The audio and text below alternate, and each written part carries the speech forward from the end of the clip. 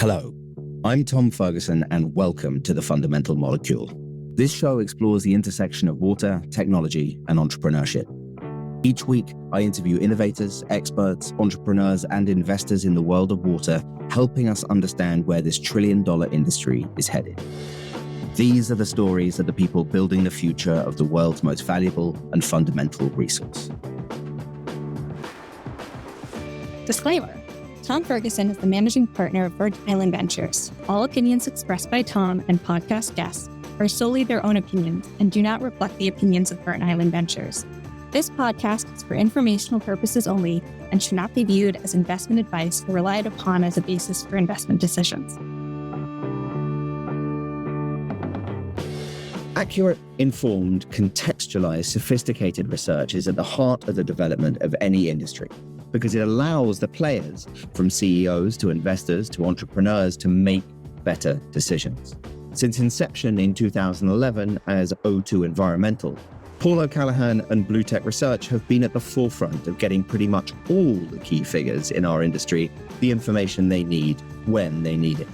Paul is a wonderful guy, thoughtful, insightful, a magpie for ideas that usually don't coexist, and an exceptional entrepreneur in more ways than one.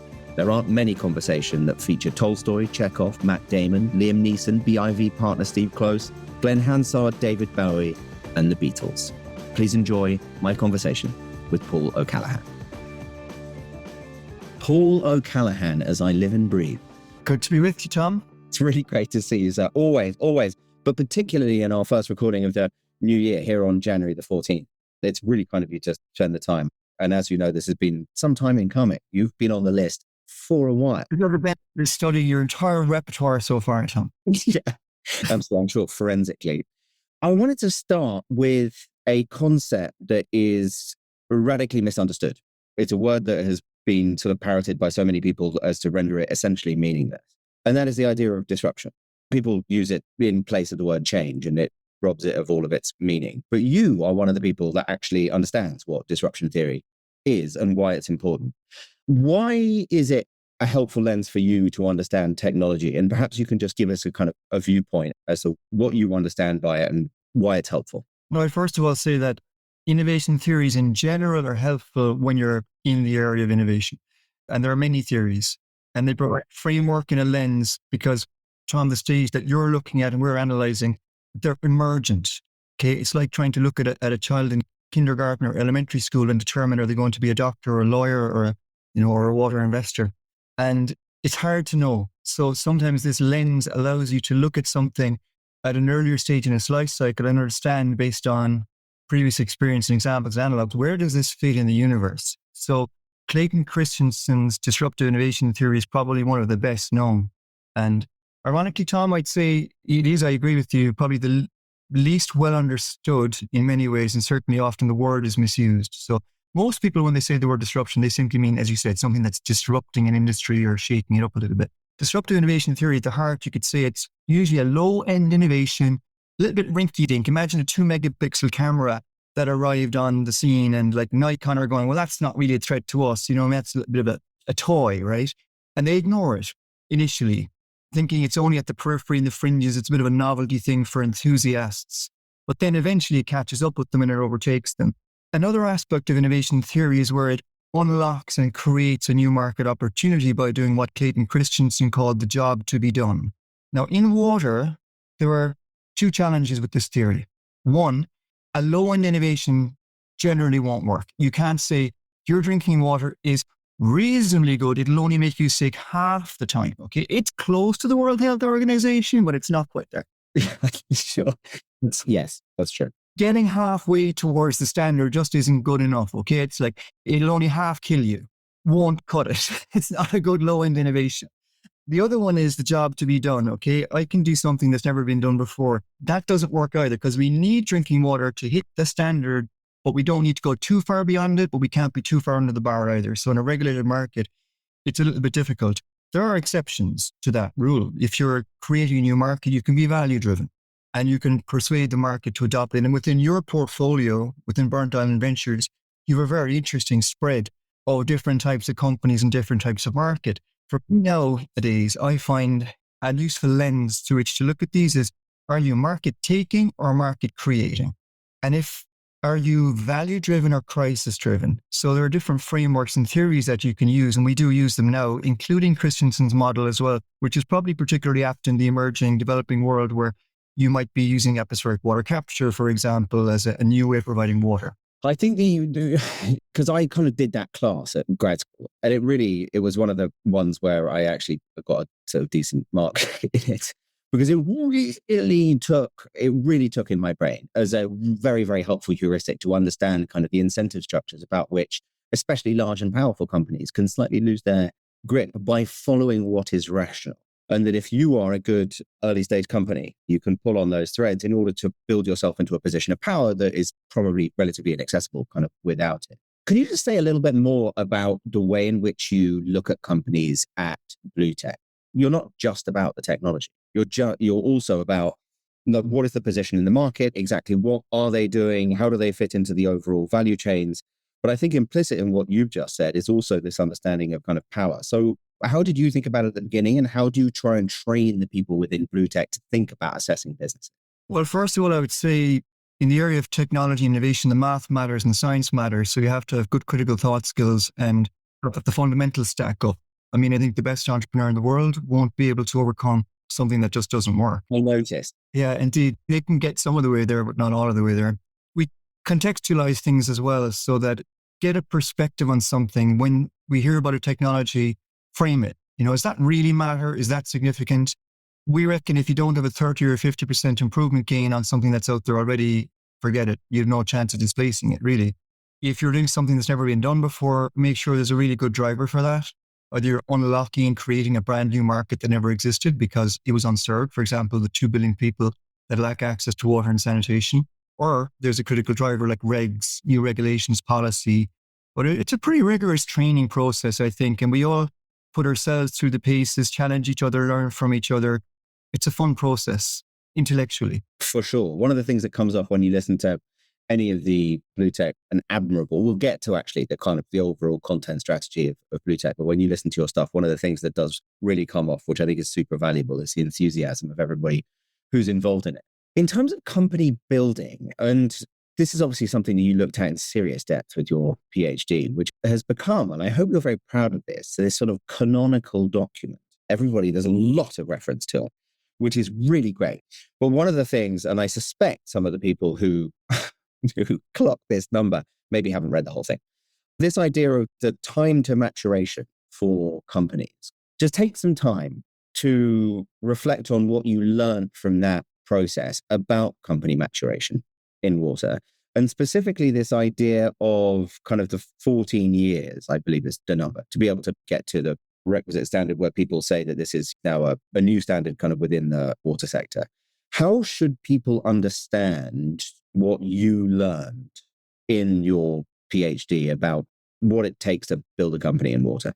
To use the word canonical, I'd say we're very careful to never be viewing ourselves as speaking ex cathedra, where you have to know. Yeah. It's a theory, okay? And we need to always be open to challenging it or updating it. But what drove me to do it was, Tom, I'd been around long enough to hear things said through hearsay, on the sidelines of conferences and events, and it's become like an echo chamber. People were repeating the same mantras over and over again and self-hypnotizing ourselves to believe it's slow, it's conservative, it takes time.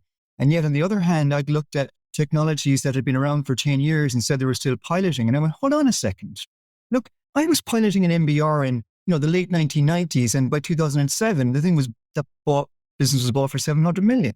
It doesn't take forever, right? So we put some framework and time around it. 12 to 16 years was the average. So 14 is the midpoint of that. To go when you got the idea to when you're in the middle of the market, you've got lots of competitors, it's being specified into projects. So now finally we had an objective data point and people said, thank God, because I can now go to my boss if I'm in a large company and go, look, it's not only us and they're having this timeline issue. And I also remember working with the startup company Ostara. I was employee number 5 in Ostara. And I spoke with these angel investors, the Coin brothers, and they did not want to. They just finished reading The Secret, the laws of attraction. Yeah. I said, well, it can take 12 to 24 months by the time the contract is designed and commissioned and built. And they said, stop right there. this is ridiculous. We can't be dealing with this. We've got to change this. And there's an element where your mind-altering powers will take you so far, but there's also an element where it did take them 12 to 18 months to build their first contract, okay? And they built 30 or 40 plants since then.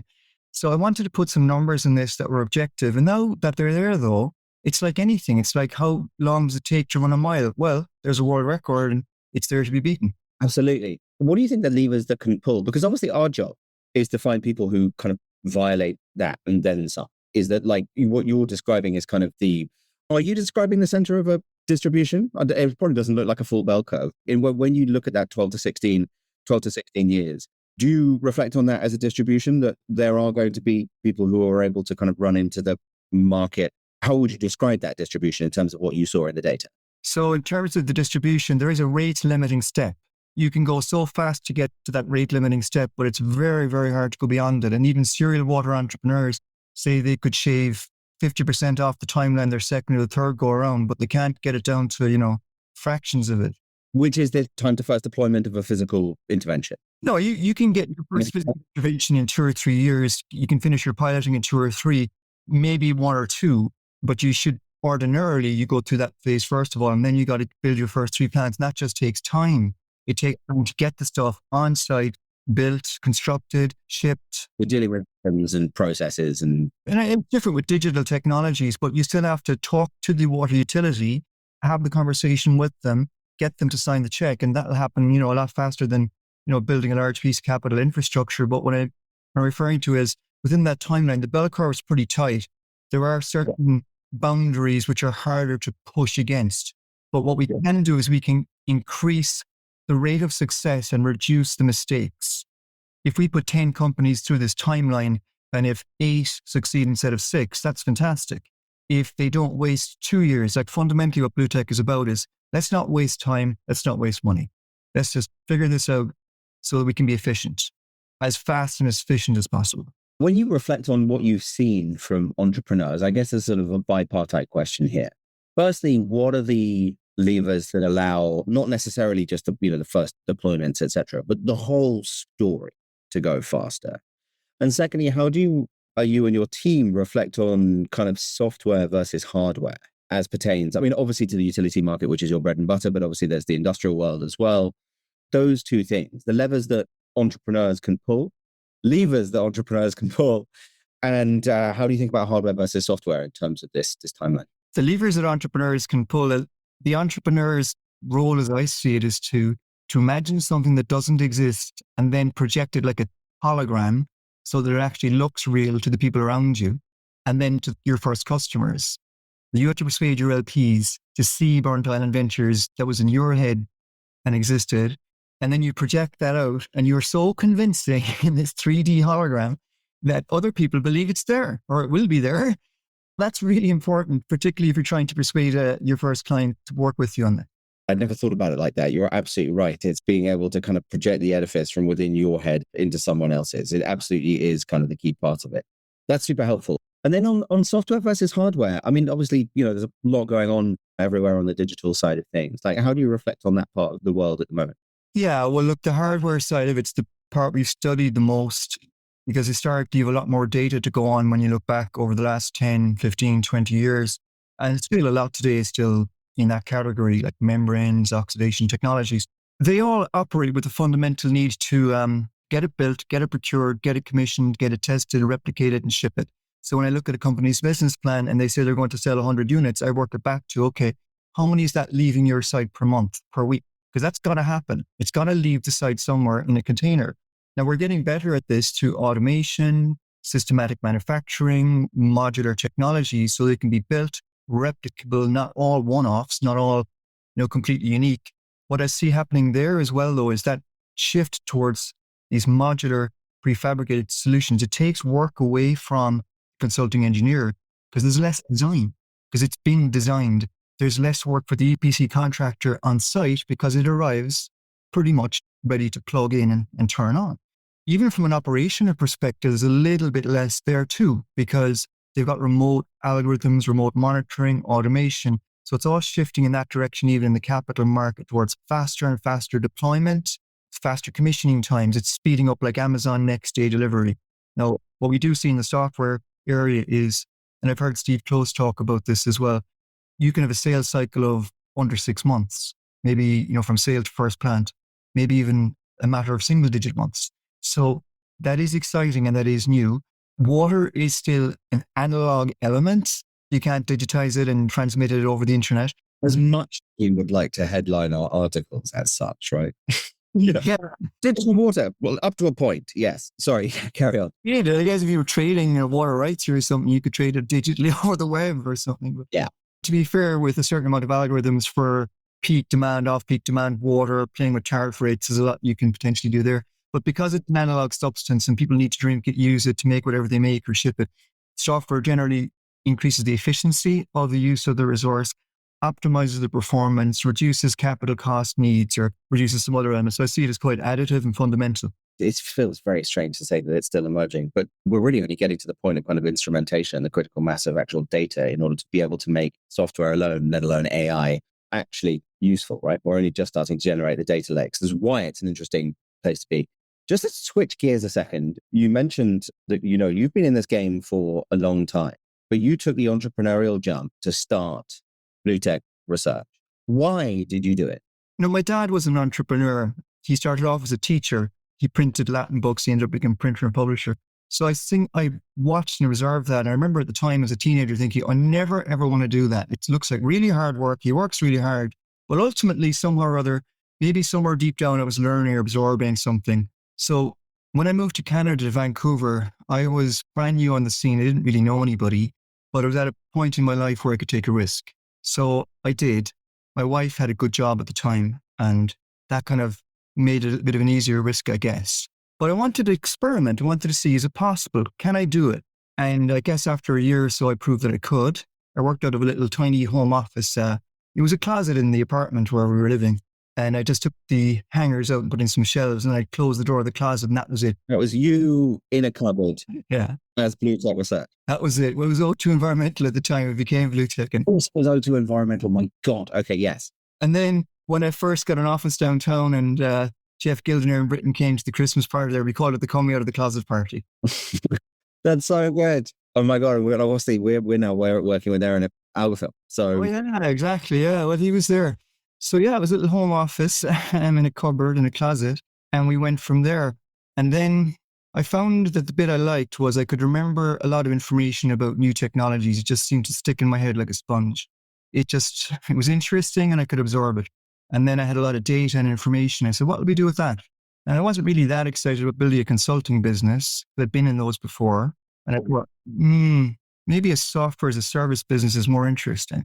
So I sat down with all this information and data with the software company, and we gave them some sweat equity, and they helped develop a product, and it was a minimum viable product. I mean, BlueTech Tracker as it was, I think we had 100 companies in it, Tom, when we launched.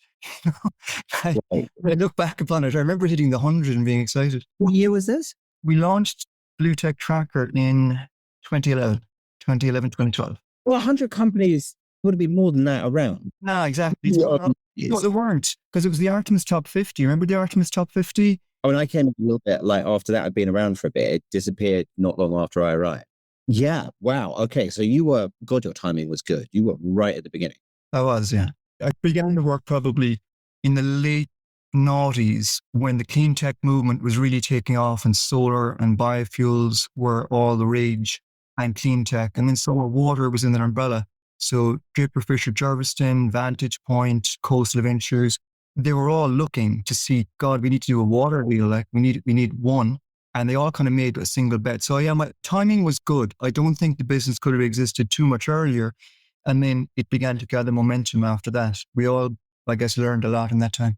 Do you think the big VCs have learned much in the interim? Well, they all were quite naive at the time. And they made Kleiner Perkins, all of them, right? They all made, we won not more than 2 bets in water. And university, most of them didn't succeed actually, because they were quite random. And there was no greater thought into it than it had water involved. So the ones that I've seen succeeding are now, look, if you're a biotech, clean tech investor, you'll do a biotech investment. And if it's a water biotech application, well and good. But more and more pure play investors. But for the DFJs of this world, they tend to to not specialize in it. No, exactly. It's funny. I was just on literally yesterday, I was with a mega fund, and sort of I finished the call with my standard plea to all funds, which is please ask anyone. Go ask Paul. Anybody, like anybody, it doesn't have to be us, but please look before you leave, because in general, what it tends to happen is that you make slightly weird bets and you make one of them and then that doesn't work. And then you end up blaming WaTA rather than your own shonky underwriting. Like, Not shocking, yeah. Still about 90% of all deals that are done in WaTA are from funds no one's ever heard of. I don't pay too much attention to where that money goes. I pay an awful lot of attention to where the 10% goes, because it's, I would say, the educated, smart, informed money. And I love to see when other investors coming in follow the lead of folks that are like yourselves and in it. I think that's a good bet for them and you. I want to get back to the research business in just a second, but let's follow this thread. How do you think about the maturation, just call it the last 5 years, in terms of the intersection of technology and the provision of capital?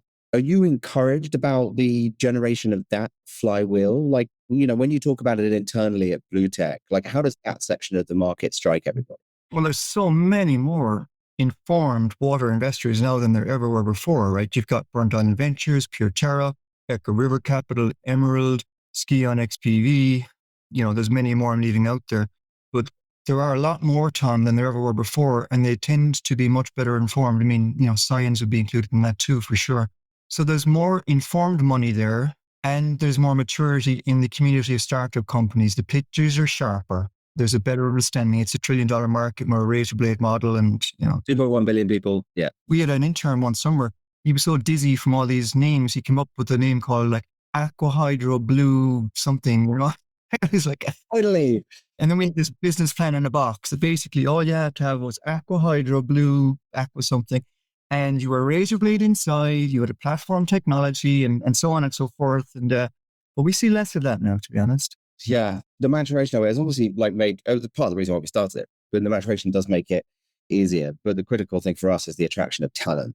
So we got to the kind of the beginning of the sort of nascent BlueTech Research business. Just take us inside how you thought about building the business over time. I know that you operate in flywheels. So if you want to use those kind of heuristics to help us understand how you thought about the evolution of the edifice that you're trying to build. But I'm just really interested as you went from 1 to 2 to 3 and then built up this kind of organization, how did you think about helping the business gather momentum? Yeah, so first of all, I was an outsider to this business. I was in water, but I wasn't in intelligence services and water. So I was a consumer of research before I was a generator of it. I got just frankly quite jaded with wading through 300-page reports to find what we refer to as a stupid, silly number, which is of dubious quality. And just thinking, God, who wrote this report? Do they know what they're talking about? And it's out of date anyway. It took them a year to make and it's a year old. It became out of a sense of frustration with, I don't want to read that much. I just want to get to the point. They were trying to sell me volumes on volumes, and I don't want volumes and volumes. I just want, please tell me quickly in as little words as possible what I need to know and contextualize it, please, for the person that I am. And we've created archetypes within BlueTech for different people. That was the first thing, pithy to the point. And the slogan at the time, and still is, real intelligence, real experts, real time. And I want to know from people who know what they're talking about. And the people at BlueTech are generally have PhDs or masters, and they're extremely talented. And then we work with our technology assessment group members who are, again, the leaders in their field. And I love being surrounded by that. It's like full metal jacket. It makes me feel safe. I'm in safe hands. The other thing was build tools to answer questions quickly. Rather than an article today that's filed away and I've got to remember where it was create an architecture that's functional and structured and ordered, that when I need to answer that question, I can get to it. But also what we know about patents helps us in terms of what we know about licenses or investments. So the taxonomy and the taxonomic structure of it was very important, so that the information sat in a pyramid structure. So there was always intentionality there in how we built it. Yeah, we also have role play in BlueTech. So because we write it for particular people, we create little archetypes of personalities like avatars. So actually, Steve Kloos was one of our very first avatars when he was with WaTA. There is a whole document about a day in the life of Steve Kloos somewhere, or a year in the life of Steve Kloos. And we said, Steve, what's your year look like? How do you get a bonus at the end of the year? Will you get a promotion? And how can we help you or hinder you? So we had to work out what were we doing that was going to help this archetype? And of course, we had many. We had people within big tech firms and investors, but only about 6 approximately, right? Yeah, Like sure. idea hearts. And then you're sort of designing essentially as you build this kind of pyramid architecture. So it's for its speed, but really, really understanding who your customer is. And then essentially kind of going deep. How do you think about this now? Because you built a very, very interesting base of data. And as we both know, bases of data in water are quite hard to come by. How do you think about the overlaying of AI in this for your customers or even for yourselves as you're building this? How has that changed the aperture, the thinking, the changes, whether it's the architecture or the value proposition itself? Like, how does that fit in? Well, the first, thought, I think 2 years ago, and still is, there's a large competitive threat to the intelligence and knowledge sector in general from AI. You can get answers really quickly. But not all of them are right. Yeah. That's the thing, you see. I think there's so much noise out there now. Our role is signal to noise ratio has just got very vast. The volume has increased dramatically, but the question is, what can you trust? And I think I worry about this, Tom, because I see data put out there. I see it coming back to me and it's repeated. And it's like 10 times out. It's like what it's called the old spinach story. Like, that spinach is high in iron. Have you heard this? Yeah. I mean, Popeye and all that. Yeah, right. Popeye, cans of spinach makes you strong. Yeah. Myth, right? There's no more iron in spinach than any other green leafy vegetable, kale or cabbage or whatever. It was a decimal point out in a German research paper in the late 19th century. Seriously, yeah. Oh, did I not know that? That is so embarrassing. Even though they discovered it in the early 1900s, my mom still told me it's spinach. It's hard to displace these little factoids. Yes. It's good for you. It's just that it's no more good for you than another leafy vegetable in terms of its iron content, at least anyway. So I worry about the signal to noise ratio. And I think that where I see our role is to be trusted people with relationships with the community we seek to serve, and they know who's behind it. They're credible. We can rely on them to have filtered this. And of course, then we do use AI. So we use AI to leverage and triage our information. I think we're getting to about 4x or 5x the efficiency so far. We're getting close to an order of magnitude, and we should be able to get there very quickly in terms of what we can do. We can also, in terms of AI, we can also do new things we couldn't do before. We built a regulation tracker that tracks policy, regs, innovation, yeah. So now we can read multiple languages and track these things globally, yeah. It's an enormous point of leverage. And it's so great to bring up that trust issue that, everybody, wherever we're investing in kind of an AI business, and we've now done a few of them. One of the things that we take most comfort from is that, especially within water, you just can't be wrong. You're just not allowed to be wrong. These like large language models that have this like 91% accuracy rate. Great. Once in 10, you're wrong. You never know whether or not the 10 has come up because it's delivered in a very convincing way. And trust is absolutely paramount. And I think it's a really, really underrated source of moat. And yeah, you've done a magnificent job building it. Just to take us, and this is related to trust, how do you think about communication with the market? I guess one way of asking this is, how do you assess the water sector's ability to communicate? Yeah, well, I think even internally, communication is based on a common language. Like English is used because it gives us a common framework to cooperate and collaborate. Even within water, that simple word of innovation can mean different things to different people.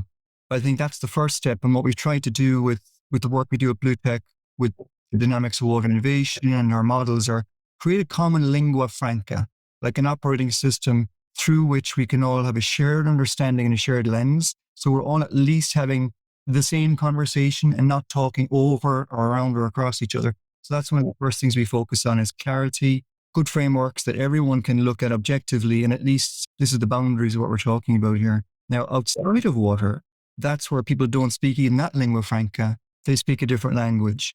One of the things I loved about the Paris Olympics was people were swimming in the river. Everybody wanted the triathletes to be able to swim in the river. Apart from the triathletes, no, I'm kidding. Yeah, maybe they're hoping their competitors would take a gulp of it and go down at the hit the side. Well, it wasn't talking about combined sewer overflow events, although those are what prevented people from swimming in the river, but there was no point in talking about that. You talk about a swimmable river. You talk about a positive, and then you'll communicate outside of it. And one of the things that we do at BlueTech in terms of communication storytelling is we try and find the story in the data. So I'll share a little bit about with our thinking on this. In the area of storytelling, and I've learned a little bit about that over the past few years, there's plot and character. So, for example, Leo Tolstoy was famous for his plots in War and Peace. Chekhov writes based on character. So there are only a certain number of plots. Tolstoy said it's either stranger comes to town or man leaves home. So I encourage a research team, find me a story in that data. So Zwitterco, for example, is stranger comes to town. Who are Zwitterco? Why are they here? What are they planning on doing? And then we track their journey. They went up the hill a little bit, they stumbled, they picked themselves back up again, dust themselves down, and now they're on the final ascent towards peak, and they'll either get there or they won't, and there's the drama, and it rather resolve in a positive way or a negative way, depending on the outcome of that story. There's always a story. Now, Stranger Leaves Home is Xylem by Census. Ecolab purchased a ultra-pure water business from Ovivo. Why are they going away from where they were into this new area? What do they hope to discover there? What's their journey? Is it a hero's journey? What are they doing? Now, on the character side of it, the Chekhov side of this equation, that's where the archetypes come in, because the actors in this story are either, the Tom Fergusons and the Steve Kloos and the Reinhard Hubners of this world, or they're the Sivans of this world, or the Daniel Benitez's of this world, or the utilities, or, Laura Meters with an Apple, or somebody within Microsoft like Eliza Roberts. And once you understand your characters in the story, you can then determine how it unfolds. So we'll get the data, we'll analyze it, we'll critique it, we'll put it through its paces, but ultimately, in order to be communicated to our clients, it has to be contextual for them, and they'll absorb it an awful lot faster if we can explain it through that type of lens. By the way, this is definitely the only time on the fundamental molecule that both Tolstoy and Chekhov will be named in the same sentence. Not to throw shade at any of the other guests, but that is going some. That's super interesting. And so obviously, when you look at kind of Brave Blue World, what you have is this idea sort of literally large. Can you just for anybody who's not aware of the project, just talk about the genesis of it. But can you just situate this in your obvious interest in storytelling and the structure of storytelling and what felt like, anyway, on your part, a palpable need to do something that nobody in this industry has ever done? Come close to. Yeah, well, I think the idea had been rattling around in my head for quite some time, a few years, in fact. So, I was giving talks at Singapore Water Week, and one of the titles of the talks, I think it was back in 2012 maybe, was Brave Blue World. And that was the first time those three words had been put together, by me anyway. I said, can you imagine a world where you drill into sewers and you mine them for water, and where with your recycling goods, they collect a canister that contains phosphorus recovered from your urine for recycling, and for industries are closing the loop. And all of these things back then sounded very futuristic. Put the question, how far out is that? And most people say, 10 years, 15 years, maybe it's science fiction. But it was all happening right there and then. And that was the narrative I could see unfolding from where I was, from my vantage point. And yet, outside of the water sector, especially when I travel, no one knew any of this. And the missing piece is always people, Tom. If you want to look at what's going to accelerate this, it's pull. If people want to swim in the River Seine, you can guarantee they'll find $4 billion to stop CSO events. If they don't, you'll find it really hard to commandeer that money politically. There was that side of the narrative story that was there somewhere in the back of my mind. And I remember after a few years, a lady I worked with closely at the time, Donna Vincent Rose, said, Paul, that idea hasn't gone away. I've heard you mention this and it's still there. That's telling you something. That is a good test of an idea. I remember Paul McCartney used to say that he wouldn't even write down a song. He said if it was any good, he'd remember it the next day. And if it wasn't, he'd forget it. So he probably lost a good song. Wow. Yeah. He probably familiarities on the table as a result of that. But I'm sure songs like Yesterday, he would come through that process. So it had been there, but then I did something I played a wild card, I guess. You were there too. We all went to this workshop in San Francisco. And sometimes the best things happen when you do something that's outside your comfort zone. You're doing something that you wouldn't normally do. And that was that. And then the idea came to the surface. I worked in it. Before I knew it, I had funding and I was off making a film. Guess I'm going to figure this out. On the fly, I had to Google what an executive producer was. I didn't know what the term meant. Executive producers know what executive producers are. No, and actually it is quite vague, to be honest. Anybody can be an executive producer, apparently. You stick your name down there. But other terms, right, are more like your director of photography and your producers are more defined. But I had to learn on the fly, and making that film, Brave Blue World, once we had our funding in place, the only thing I knew was we had to deliver. So I remember going to Singapore and filming, and when we got home and we looked at it, there was no way it was ever going to make the film I wanted to make. And we had this moment like a sunk cost fallacy. How do you let go of all that? Because I've just invested all this time and money into it. But we did. We walked away from it and we went back to the drawing board. Thank God we did it early on. And with the help of Tom Freyberg at the time, we found a very good production company to work with us and we started again. And that was the makings of it. Now, we had one other hurdle along the way. These stories always sound fantastic when they look back in the rearview mirror. Matt Damon and Neeson and all this and Netflix. But we got to the point where we had an edit and it was good, but it wouldn't have been Netflix quality, broadcast quality. And I said, I didn't come all this way to stop here. So we brought in a storyboard editor from Canada, Barbara Shearer, former CBC executive. She was like a force of nature, swore like a sailor. Man, she ran through that place in Tunbridge Wells and like, they didn't know what hit them over there. Yeah. It came like a hurricane. It was a hurricane. No, she was completely small little lady, but a power of nature, like a hurricane. And by the time she finished her hurricane work, it was there. But that was the journey with that. And for those of us who are an inside seat to it, it was a fun journey. The second one, I mean, obviously there's like infinite stories that can be told. How did your mindset shift for Our Blue World? When you finish a project, I'm sure when you've just made an investment, people say, what's your next deal going to be? And you want to just close one, or what's your next one? Yeah. So people always ask, what's your next project as soon as you've just finished the first one? But we thought about what would be meaningful to do. It's a 3-year commitment at least. There is jeopardy, there is risk with all of these things. So I thought, what's more universal that we could reach more people with the message? Because one of our script writers had said, the thing with your film is you're kind of on chapter 2 of the book. Most people don't even know the book exists. They haven't even thought about it. So we had to go back and say, how would it be universal? And the more we thought, it was about, let's meet people. I don't like that term where they are, but let's reach them with a message that they will be able to absorb personally and will relate to them. And that was the idea. Where do we come from? Who are we?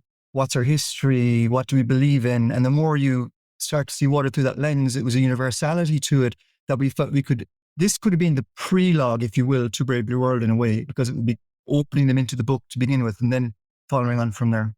It's always struck me whenever I speak to you that a lot of people work in water, but very few people have your degree of attachment to the subject matter. I find it so funny. Whenever you go on holiday, you go like your kids must, yeah. like your family must have reserves of patience, or just like, oh, okay, Dad, Paul, whatever, he's off on his like going inside some cistern somewhere. You just love it. I do. I can't help it, really. It's just, I was doing some form of skydive or wherever it was with my son, and I was terrified up there. He was having a great time with his GoPro on his head. And I was just looking for anything to comfort me. And I just saw 3 circular tanks and 2 square tanks down below me. And I went, oh, that's the wastewater treatment plant. And like, I locked into that. There was a blue lagoon. It was in somewhere in southern Turkey in the Mediterranean, but that was what I saw from, however many thousand feet up I was. It's very funny, yeah. Where do you think it come from? Why do you think it locked in to you? And maybe like the other thing that always strikes me is that, and this always came out through the BlueTech Forum as well, is the kind of the spiritual aspect to it. It's quite unusual. Where does that come from? Why does it resonate, do you think? I'll go back and answer the first question again, which is, yeah, my kids, you'd say, would be very patient. Everywhere I go, you can't unsee what you've seen, and you see the world differently based on your life experiences. So I'm a scientist, so I see the world through that lens, but I'm a water scientist now, so I see it through even a more specific lens. It's hard to dissociate yourself a little bit from these things. I'd rather live in a way that I don't need to box it away at the end of the day and leave it behind, We'll find that harder in some ways. I just think like you always look like the luckiest person in the world because you've got full alignment. You're just working on the stuff that just gets your neurons firing and your dopamine dumping and all the rest of this stuff. You just love it. And I think it's super inspirational. We've never done a quickfire round, but I'm going to attempt to do a quickfire round with you. So what is grabbing your attention at the moment? What's grabbing my attention at the moment is I'm seeing a lot of new technologies, which is really cool. Sometimes I was interviewing a candidate for a new job. He's starting, Bilal, and he started telling me about white graphene, about nanotech catalysis, about the effect of magnetism on nanobubbles. That is so cool. I'm delighted to know that we haven't reached the end of what science can do for water. I love that. Some of the things I'm excited about, I feel, are like trains that I've been seeing coming down the tracks, and I've been looking at my watch and going, oh, you should be here 5 minutes late. ago. Yeah, a bit late. Yeah, exactly. Where's the train? And finally, it's maybe getting close, right? I can see them coming in. Anything that you think, I sort of call this the Christopher Gasson AWG test. Like, I wish I loved anything as much as Christopher Gasson hates AWG, right? Is there anything that you think that maybe the world is paying attention to that maybe we shouldn't? Controversially, right now, I would say AI for municipalities. And I think, Jeff Guild used the term, if it was AI washing, it was AI power washing, this year. I don't see a world where a utility will let a system such as that operate a plant just yet. So be cautious and be careful about that. It's got tremendous value to offer, but given what I know about the water sector and given what I now know about AI, I think there's lanes, specialized lanes in which it will play. But I do think that some of the optimism, inevitably, like with any new technology, you go through the Gartner hype curve and the trough of disillusionment and stuff and enlightenment. I think we're in that journey right this second. I think atmospheric water capture is maybe misunderstood as an area. It consumes, maybe 200 times the amount of energy that desal will do, but it's not competing with desalination. And I see metal organic frameworks as an interesting area. I see nanotechnologies being very exciting. And I see in that area, for example, where nanotechnology can shift the wavelength of heat energy to a frequency which can escape through the Earth's atmosphere, because outer space is pretty cold. So if you're looking for a heat sink, you got one. There's lots. I think I'm excited about how people are changing their mindset. Industrial water went through the age of reduction. They got as far as they could. Then they went outside the fence. Now they're back inside the fence and they're closing the loop. So I see maturity to that and more ambition, I think. Absolutely. Why is music important to you? I was actually quite shy as a teenager. Famously, I didn't like answering the phone at home. My mum would tell me. Music was a great way to be in the middle of a situation and part of it without necessarily needing to go and talk to everybody. So I could play and entertain people, and then they would come up and maybe talk to me. And I love that I spent endless hours in my bedroom. I did my 10,000 hours. It also became my flexible credit card, because I could go and sit in pubs, and if anyone wondered where I was usually found playing when pints were being brought out to me. I hitchhiked all around Europe and bussed in the streets, because with the minute you put down your guitar case, the theatre is created, and I could travel for a whole summer without needing to earn. Well, I was earning money, but I was doing it while having fun and playing music and meeting people. My God, you're like walking once. Do you know Glen Hansard? Never met him, but no, he's great. Yeah, and he's become an elder statesman in Ireland now, along with Liam O'Malley and several others who are people we all look up to. It's been fun in the film, like it was a big part of what I loved about our Brave Blue World and Orbit World was getting the licenses to music. I remember getting off a plane in Southeast Asia and saying to Rowan, I said, I got a great idea. This is David Bowie's song. It opens up with blue, blue, electric blue. That's the color of my room. And I said, that would be perfect to open it up. And he said, that's a great idea. He said, good luck. Just good, yeah. Like, Going sing Bowie's catalogue is not something you just do on a Tuesday afternoon. Yeah, so he kind of let me at it and said, you go and have a run at that yourself. So we were right down to the wire with it. And I said, well, not to be undaunted by it. I just kept going and figuring out who had the rights. And I ran into a wall, and eventually I asked somebody, and they said, oh, that's Steve over there at Island Records or whatever. And we came right down to the wire with it, but we got it. And then the Beatles song, we had to get all 4 states as well to agree to that, which was fun because we were right down to the wire there too. So music's been an important part of my life as long as I can remember. That's a good answer. Love it. Last one before our final question. What did you learn living abroad? I was a vagabond, roving gypsy from about the age I could put a rucksack on my back, and my guitar was a great ally because it could bring me anywhere. And I loved discovering new cultures, new places, new people.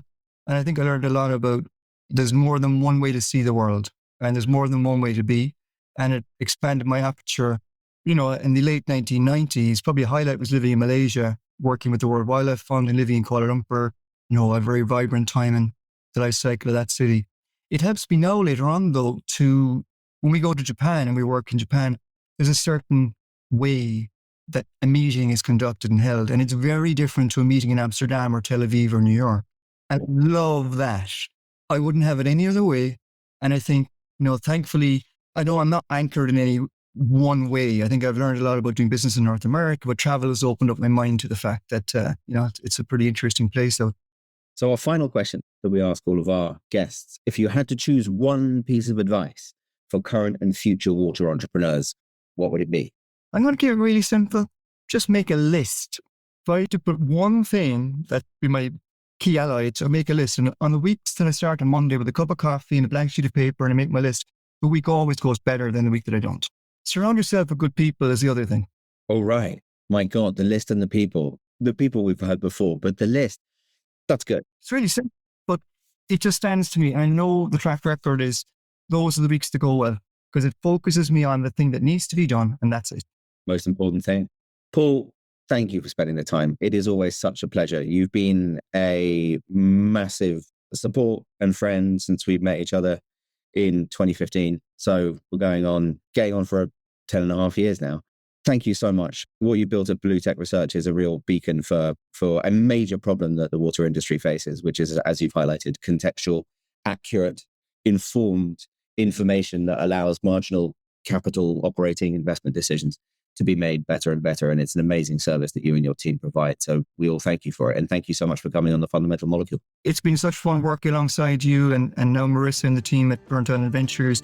From when I first met you in Imagine the H2O, it was enjoyable, but I have very vivid memories of having pints of Guinness on the way home at Barryliner in Dublin. Oh my God. I can still see that as clear as day. That was a lot of fun. That was great. In the crypt we were. Yes. Read that church. My God, Dublin. Paul, thank you. And we'll see you soon, all right? Thanks a million. Take care.